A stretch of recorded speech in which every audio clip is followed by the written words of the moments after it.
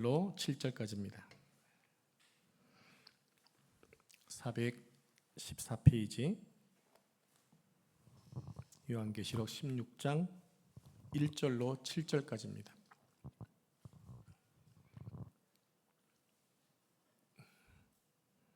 자, 한 절씩 말씀을 교독하겠습니다.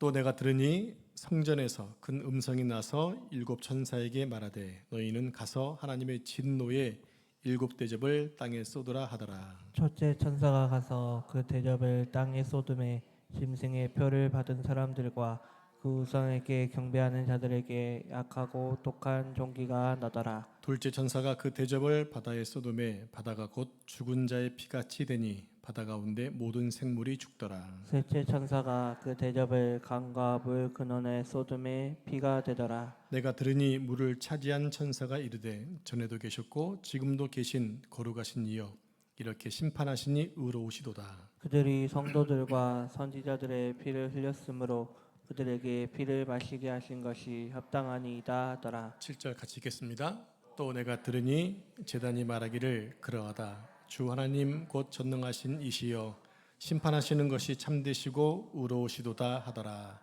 아멘. 이 말씀은 살아계신 하나님의 말씀입니다. 아멘. 오늘은 요한계시록 48번째 시간으로 하나님의 일곱 대접의 진노라는 제목의 말씀을 생각하겠습니다.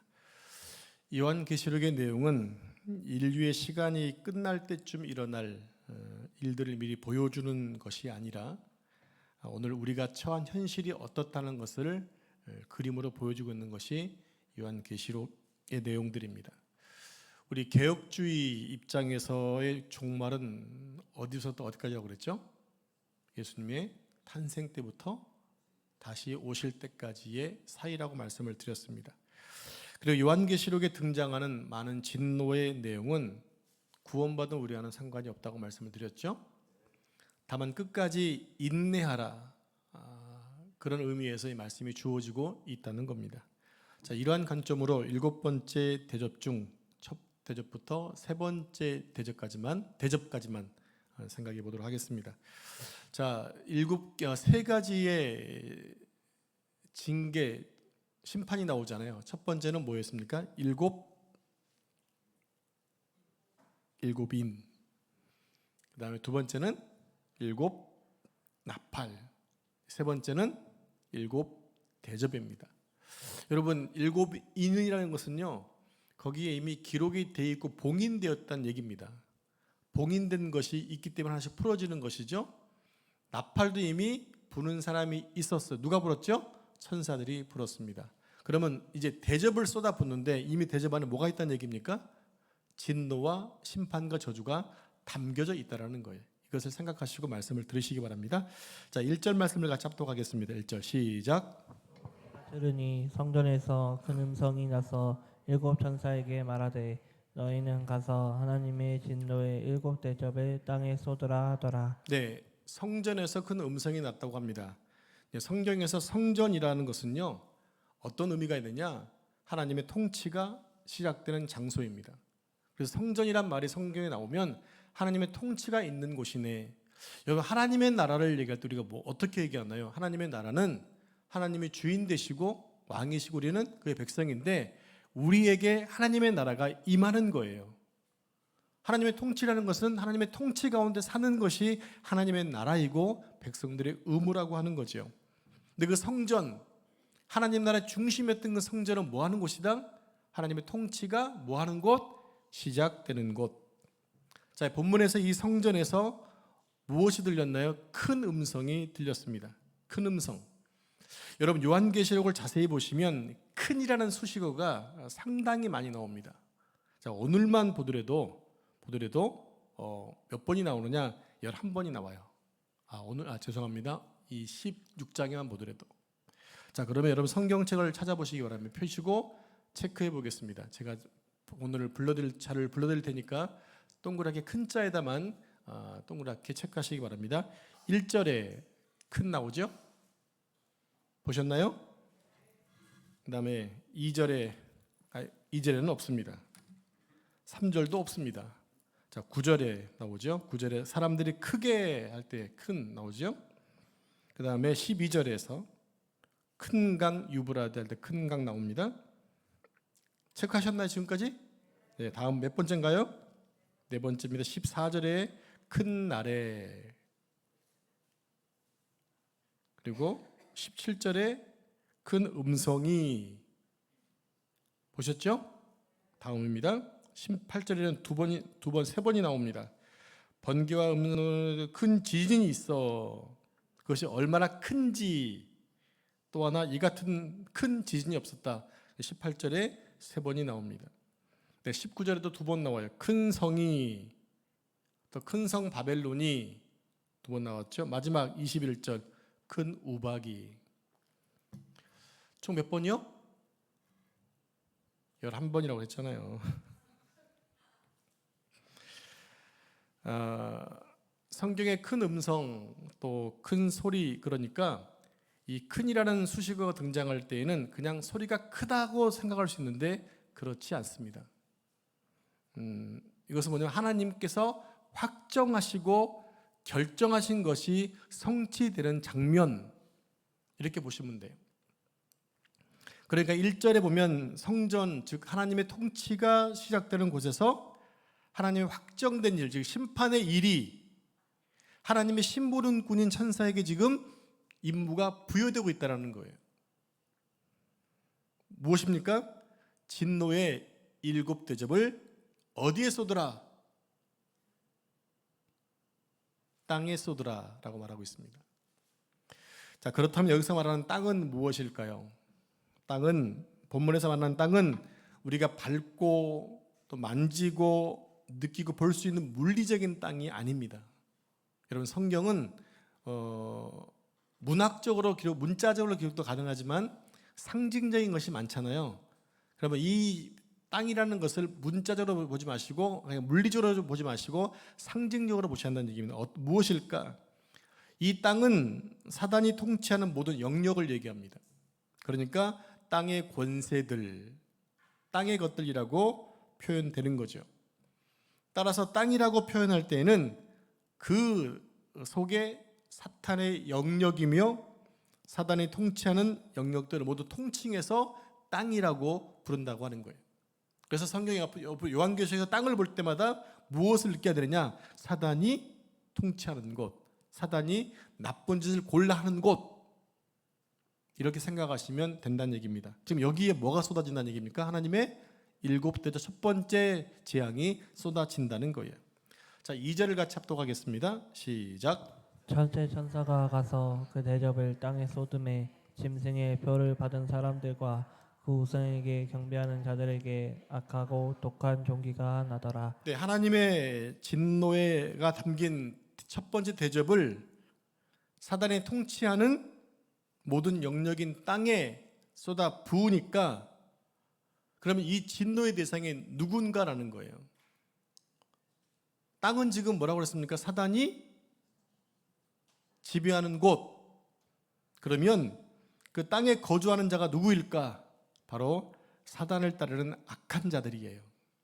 즉 짐승의 표를 받은 자들입니다. 그리고 우상에게 절하는 자. 지금 2절 말씀에 그렇게 나오고 있잖아요. 첫째 천사가 가서 그 대접을 땅에 쏟음에 모았던 자, 짐승의 표를 받은 사람들과 우상에게 경배한 자들에게 뭐가 임했어요? 악하고 독한 종기가 임했다는 겁니다. 요한계시록에 계속 등장하는 짐승이 누구인가 제가 이미 설명을 들었었어요. 전에 말씀드리기를 로마 제국의 황제를 지칭한다고 말씀을 드렸죠. 네로의 왕을 게마트리아로 하면 666이 나온다 말씀을 드렸잖아요. 제 황제의 이름을 게마트리아로 풀면 합이 666이란 얘기입니다. 우리는 666에 대해서 컴퓨터다, 뭐 로마 천주교 교황이다, 뭐 등등 얘기 많이 했는데 실은 성경에서 얘기하고 있는 666은 로마 황제 네로였다는 얘기입니다. 이 로마 황제 666을 숭배하도록 강요한 구조가 뭐였냐면 로마 도시들마다 길드라고 하는 이 상업적인 조합이 있었다고 말씀을 드렸죠. 길드에 가입되지 않으면 경제활동을 할 수 없는 조직. 그런데 여기에 길드에 조합할 수 있는 자격이 뭐였다고 얘기했어요? 황제를 신으로 경배하는 자, 즉 가이사는 황제입니다, 신인입니다라고 고백했던 사람들만이 이 길드에 가입이 가능했어요. 그러니까 오직 예수님만이 주님이라고 고백하는 기독교인들은 가입이 될까 안 될까요? 안 됐죠. 그러니까 죽음을 각오하고 경제활동 하지 못할 것을 각오하고 예수님을 믿었던 거예요. 그러니까 수많은 핍박과 어려움들이 그들에게 임하게 되었던 거지요. 원형 경기장에서 굶주린 맹수의 밥으로 던져진 일들도 감수하면서 불구하고 여전히 그들은 신앙을 저버리지 않았다는 겁니다. 그러나 반대로 이들과 반대로 짐승의 표를 받고 우상에게 절했던 모든 사람들에게 임하는 진노가 오늘 2절에 소개되고 있는 거예요. 뭐라고 그랬죠? 악하고 독한 종기가 임했다라는 거예요. 출애굽기에 보면 10가지의 재앙이 내리는데 6번째 재앙이 종기 재앙이었어요. 악하고 독한 종기가 임했지요.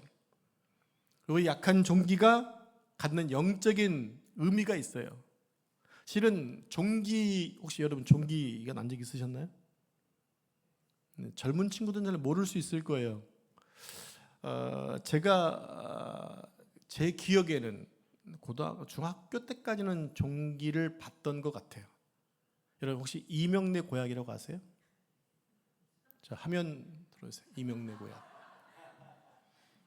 웃는 분들은 아시는데 집사님 잘 모르세요? 모르시는 분도 계시네요. 집사님 몇 년생이시죠? 80년생. 예, 80년생이면 모를 수 있어요. 왜냐하면 제가 80년대 중학교, 대학교 시절이었기 때문에 중학교 때까지는 이명래 오약이 있었어요. 뭐 할 때 저걸 발랐냐면 종기가 나면 먼저 노란 종이를 적당히 뜯고 검은 것을 떼어서 이렇게 침으로 묻혀가지고 이렇게 벌려서 붙인 다음에 저 노란 것을 딱 올립니다. 그런 다음에 종기에 붙이면 그 다음날 이 종기 근이 빠지게 되죠. 고름근이 빠집니다. 근데 요즘에는 우리 이정혜 집사님처럼 종기를 모르는 사람이 있잖아요. 왜 그런지 아십니까? 음식에 너무 많은 항생제가 있어요. 그래서 지금 종기가 없어요. 그래서 이명래 고약이 망했어요. 왜? 종기에게 약을 처방할 때 고약을 바를 데가 없으니까 고약을 못 바르잖아요. 그래서 망했다는 얘기입니다. 근데 이 종기가 뭐라는 게 실은 과거에는 우리 예전에 우리 왕들도 있죠. 왕들도 종기 때문에 죽은 왕도 있지 않습니까? 그만큼 옛날에는 종기가 무서웠던 질병이었어요. 생명까지도 뺏어가는. 이게 상징하는 게 뭐냐? 악한 힘든 고통이라는 거예요. 오늘 우리 사회 곳곳에는요, 악한 것들이 가득 차 있잖아요. 여러분 아십니까? 현역 지금 21대 국회의원 가운데 100명이라는 사람이 다 범죄자라는 거 알고 계십니까? 100명이 다 전과범입니다. 음주운전도 있고 또 뭐 등등의 하여간 이 재과가 있는 분이 100명이나 된대요. 국회의원들이 그 정도니까 나라꼴이 뻔하지 않겠습니까? 우리 후손들에게 부끄러운 일들이잖아요. 하나님의 은혜 아래 있지 않은 사람들은 고생을 하게 돼 있습니다. 여러분들은 하고 있는 고생들은 영적인 그런 고생들이 아니에요. 우린 이미 자유해진 사람들이고 평강을 누리고 있는 사람들이잖아요. 그리스도의 평강이 여러분들을 좌우하고 계신가요? 그리스도의 평강이? 그렇다고 한다면 우리는 고민이 없는 거잖아요. 왜? 평강 아니고 샬롬이 있으니까. 제가 샬롬과 팍스노마나를 계속해서 소개시켜드리고 있잖아요. 팍스노마나는 성경에 평화가 있지만 단 하나도 팍스로 쓰여지지 않아요. 오직 에이렌으로 쓰여지고 있어요. 구약으로 얘기하면 샬롬이 쓰여지고 있다. 이게 무슨 얘기입니까? 세상의 평화와 다르다는 거죠. 그리스도의 평강이 우리에게 있으면 우리는 고난이 임하지 않는다는 얘기입니다. 그런데 이 그리스도의 평강이 없기 때문에 세상 사는 악으로 가득 차 있는 세상 사람들은 고통을 당하고 있는 거죠. 예를 들어 보겠습니다. 도둑질을 하려니까 얼마나 마음이 조마조마하겠습니까? 뼈가 마릅니다. 그러면 결국에 골다공증이 걸립니다. 또 사기를 치려니 얼마나 두근두근 하겠습니까? 여러분 음주운전하고 뺑소니 쳤는데 다행히 안 걸렸어요. 얼마나 가슴 조마조마하겠습니까? 잠이 오겠습니까? 그런 것들이 모두가 다 고난이라는 거예요. 쉽게 얘기하면 평강이 없는 삶이 고난이라는 얘기예요. 우리는 예수 그리스도 안에 구원받은 자기 때문에 우리에게는 남모르는 평안이 있잖아요. 그런데 안 믿는 사람들은 그런 평강이 없기 때문에 그 자체가 형벌이라는 거예요. 그래서 1절의 첫 번째 대접은 하나님의 은혜 밖에서 의대로 살지 않는 사람 모든 삶의 영역이 바로 고통이라는 것을 말씀해주고 있다는 겁니다. 이제 둘째 대접을 살펴보겠습니다. 3절 말씀 같이 합독하겠습니다. 시작. 둘째 천사가 그 대접을 바다에 쏟음에 바다가 곧 죽은 자의 피같이 되니 바다 가운데 모든 생물이 죽더라. 자, 둘째 천사가 어디다 대접을 쏟았나요? 바다입니다. 바다. 우리는 흔히 바다 하면 바다 보고 싶다. 낭만적이죠. 그런 낭만적인 이미지를 가지고 있지만 두 번째 천사 하나님의 진노를 지금 바다에 쏟고 있어요. 자, 바다, 유대인들이 바다를 어떻게 알고 있느냐가 중요합니다. 유대인들은 바다를 좋아하지 않아요.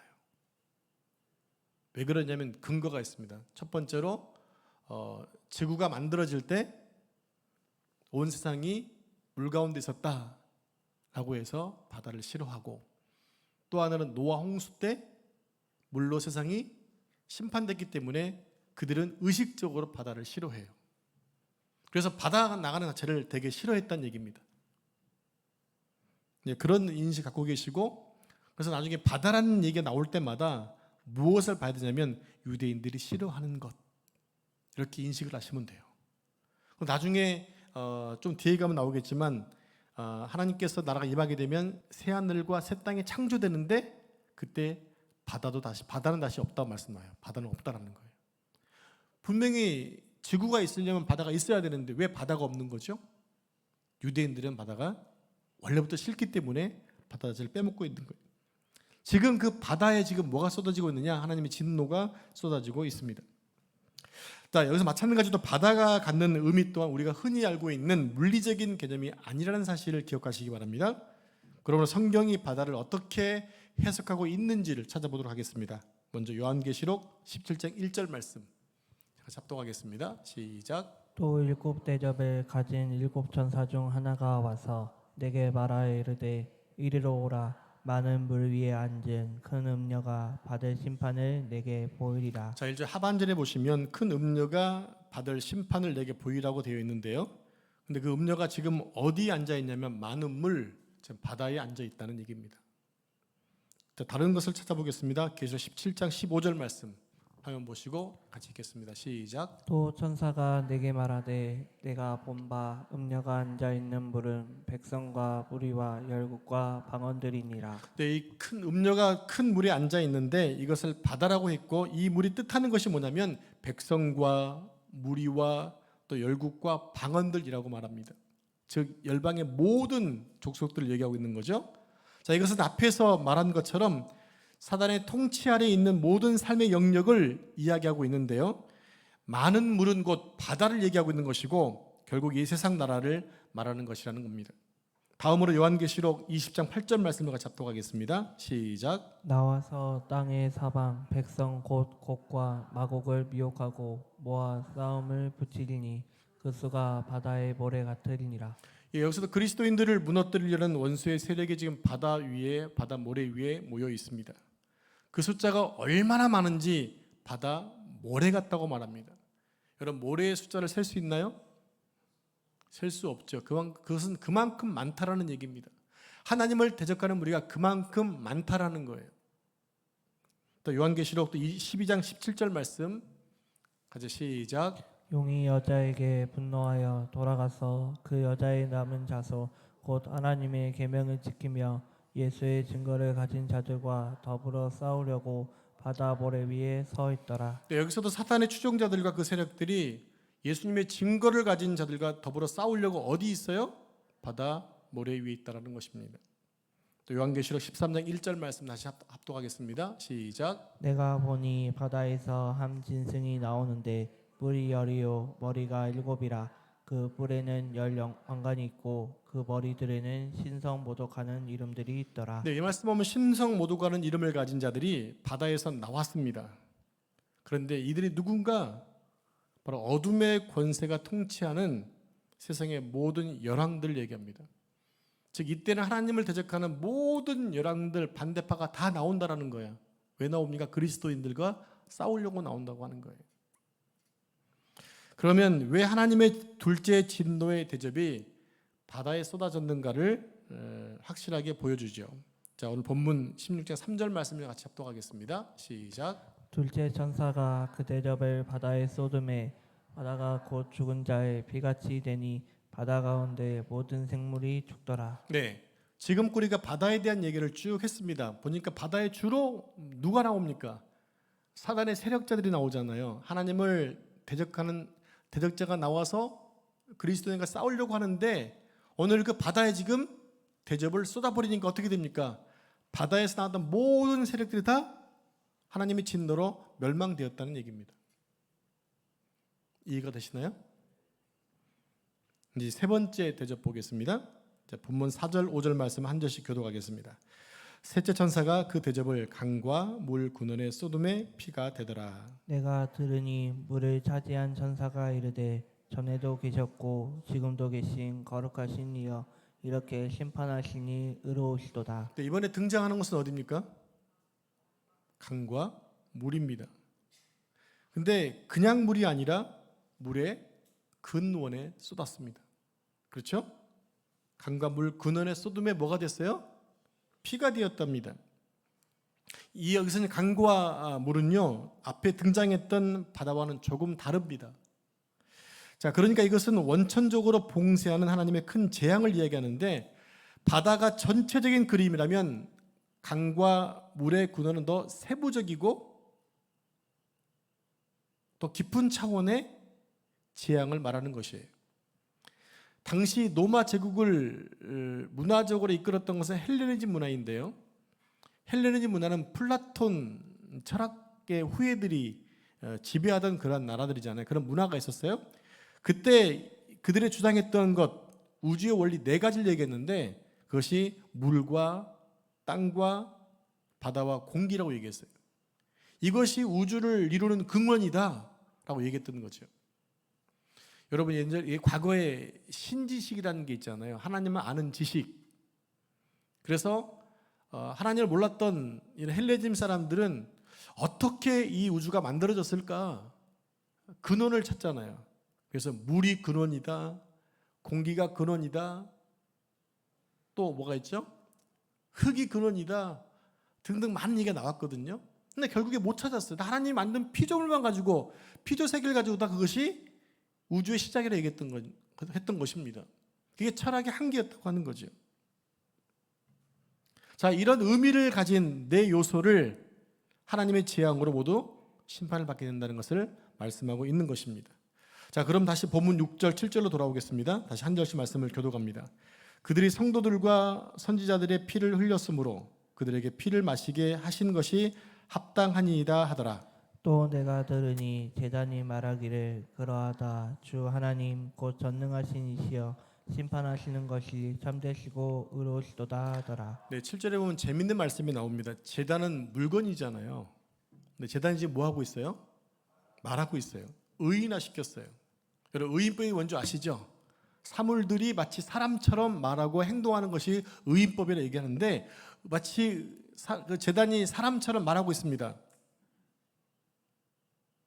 이 제단이 하나님의 공의를 선포하고 있는 거예요. 그리고 이것을 심판에 관한 찬양이라고 말하고 있습니다.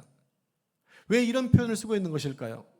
왜 제단이 하나님의 공의를 선포하고 있는 것일까요?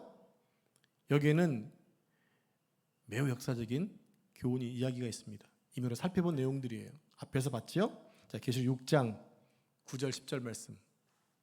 다섯째 인을 떼실 때에 내가 보니 하나님의 말씀과 그들이 가진 증거로 말미암아 죽임을 당한 영혼들이 제단 아래에 있어 큰 소리로 불러 이르되 거룩하고 참되신 대주제여 땅에 거하는 자들을 심판하여 우리 피를 갚아주지 아니하시기를 어느 때까지 하시려 하나이까 하니. 네, 몇 주 전에 살펴봤던 말씀입니다.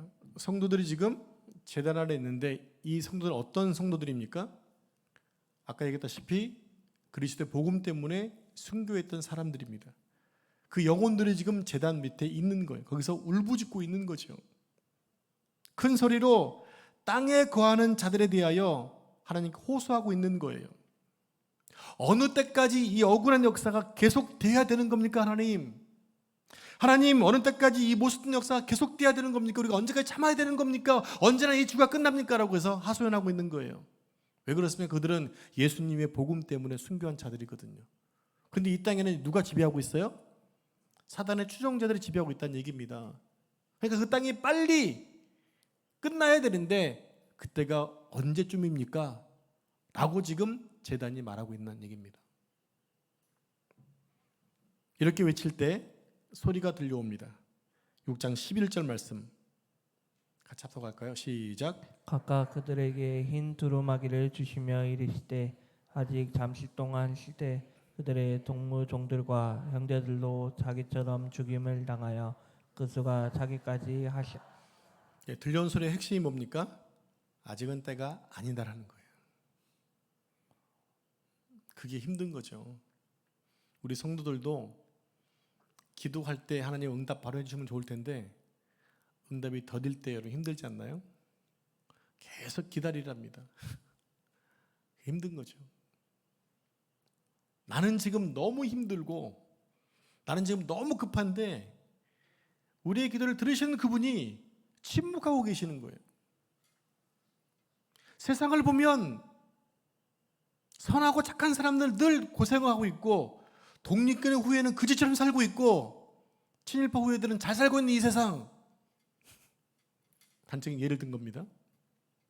불의한 자들은 지금 잘 살고 있는 세상, 그러나 말씀대로 살려고 노력하고 정직한 사람들은 힘들게 사는 이 세상 언제쯤 끝날까요? 네, 하나님은 시편 37편에서 말씀하시죠. 행악자들로 인하여 불평하지 말라. 그렇게 말씀하니까 답답한 거죠. 나중에 보니까 그들은 들의 풀같이 쉬이 사라진다 말씀하고 계세요. 결과가 있다는 얘기예요. 그때까지 뭐 하라는 얘기입니까? 참고 인내하라는 얘기예요.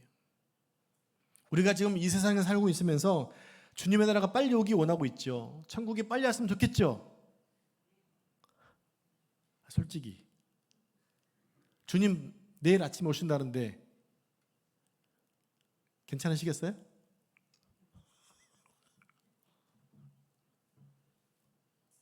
장로님, 주님 내일 아침에 오신다는데 괜찮으시겠어요?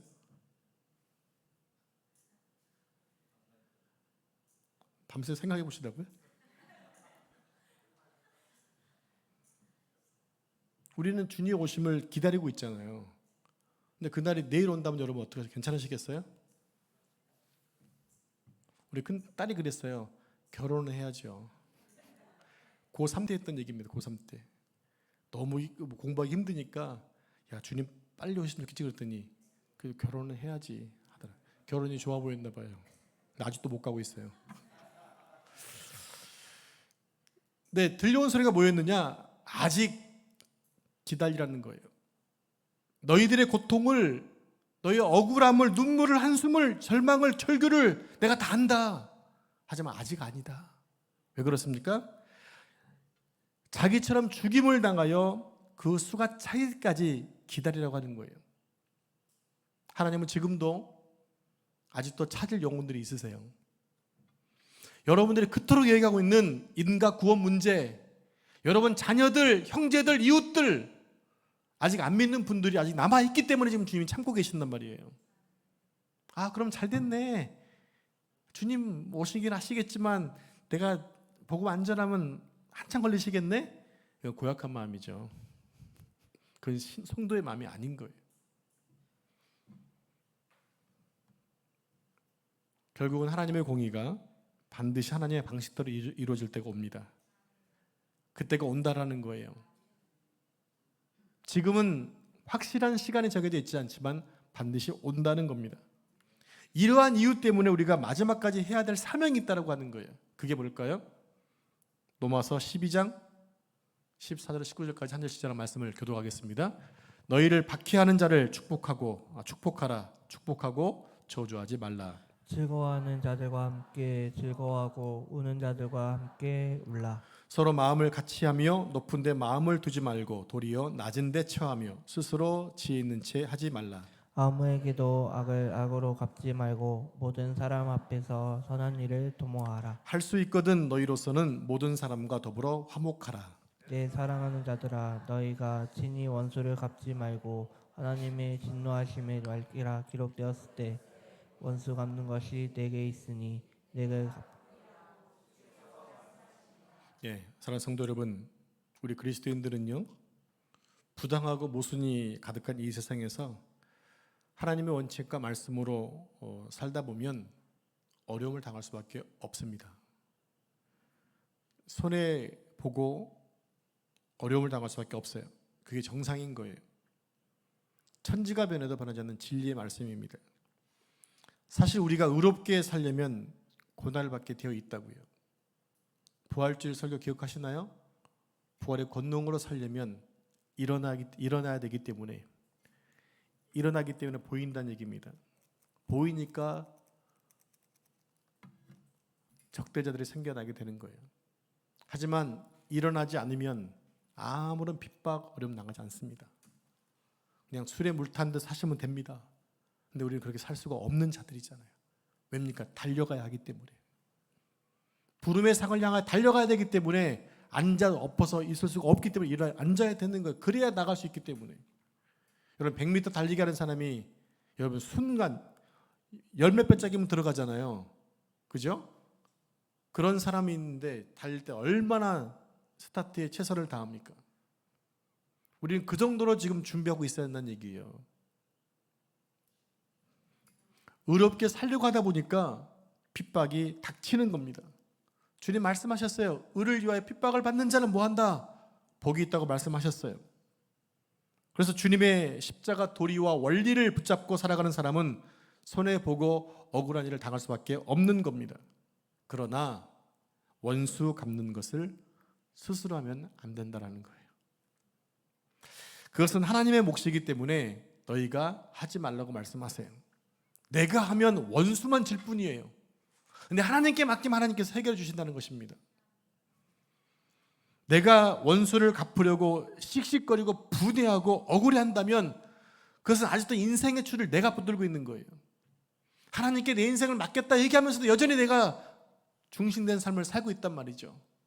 그러니까 인생의 문제가 끝나지 않는 거예요.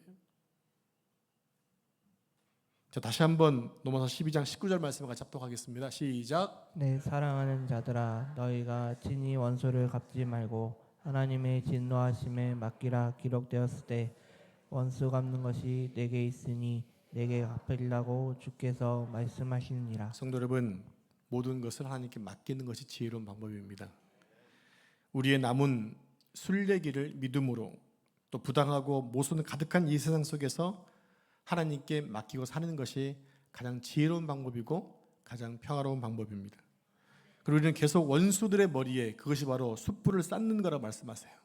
하나님께 선을 구하고 나를 핍박하는 자에서 기도하면 그것이 원수에게 숯불을 쌓는 것이다. 그게 지혜로운 방법이다 말씀하고 계세요.